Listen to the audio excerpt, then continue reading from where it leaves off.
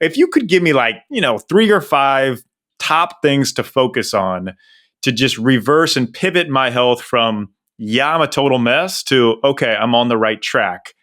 What would you give to me who needs you dearly? Yeah. Okay. I would say, well, I think if we could lump some together, this is going to end up being longer, but I think people want it. People want the lump together. They decrease the inflammatory core 4 would be number 1. So that's going to be 4 different ingredients or food additives that are inflammatory. There are better for you alternatives to all of these things. It's not a blanket statement. There's a lot of nuance and context and bio-individuality for this. So let me be clear on this. It's just everybody's different, basically, is what I'm trying to say. Everybody's different. Everybody's different tolerances and thresholds for things. But looking at things like, number 1 would be gluten-containing grains. So that's things like wheat, rye, barley, spelt. Now, is it what we've done to it? Or is it inherently bad? I think it's more what we've done to it. I think we've hybridized it. We've created a different grain polysaccharide, a different grain protein through crossbreeding to make it more, yield more. If you look in Bible times, einkorn, these ancient grains were completely different than what we're consuming now. Plus we spray it with herbicides and pesticides. Plus we overconsume it. And it was a food that was always stored better during times of famine when you look at historically grains. And now we're feasting on a famine food that's sprayed, hybridized, and not prepared properly. So I think there's a lot of nuance to that it helped people survive, not necessarily thrive. And now we're trying to thrive on a survival food and then messed it up along the way in many different ways.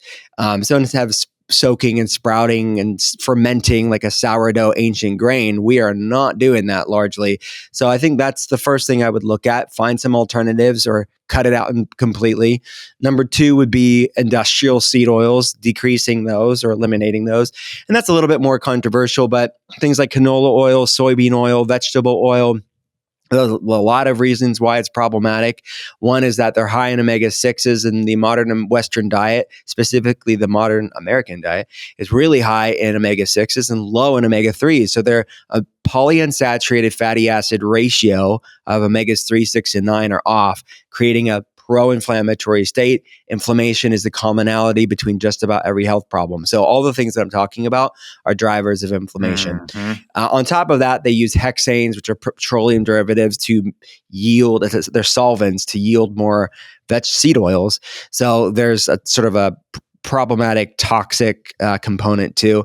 And third would be conventional dairy. Now, it's what we've done to it. It's not dairy itself, because like a raw A2 cheese is going to behave very differently than a homogenized, pasteurized glass of milk that's grain-fed and not grass-fed. So that, again, when humans pretend to be God, we end up paying for it in many different ways. And human health is one of them. So fourth would be added sugar, which in its whole food form, like fruits, completely fine. It's in a matrix with vitamins and nutrients and antioxidants and fiber to blunt any glucose spike. But added processed sugar in the absence of fiber, I would just really want people to educate themselves on taking its sugar inventory of the day, like track in a food tracking app like MyFitnessPal or Chronometer or something like that. And you'd be surprised how many grams of added sugar you're having with your breakfast, lunch, dinner, snacks, and drinks. So decreasing the inflammatory core 4, if I could add a +1 to that, would be alcohol. There's not a cute rhyming name for that, but like a 5. I need to think of something that rhymes with 5. 5 to stay alive. Like decrease these 5 to stay alive. I'll go with that.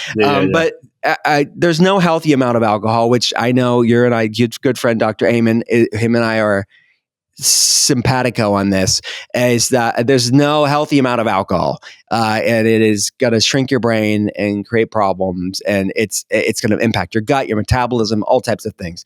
So decreasing those 5 things would tremendously help American and human health as a whole. And then things to do: focus on nutrient-dense foods. Focus on bioavailable nutrient-dense foods. So soups and stews are good for somebody that has an unhealthy gut, like breaking down, making things like meats and vegetables easier to digest, bringing in lots of good fruits in their whole food form.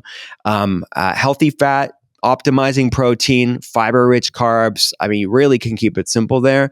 And then I'd say my last tip here is not being mindful of what we consume and feed our head and our hearts. Because it's like, okay, we can eat all the best foods under the sun, but what are we serving our head and our heart on a daily basis?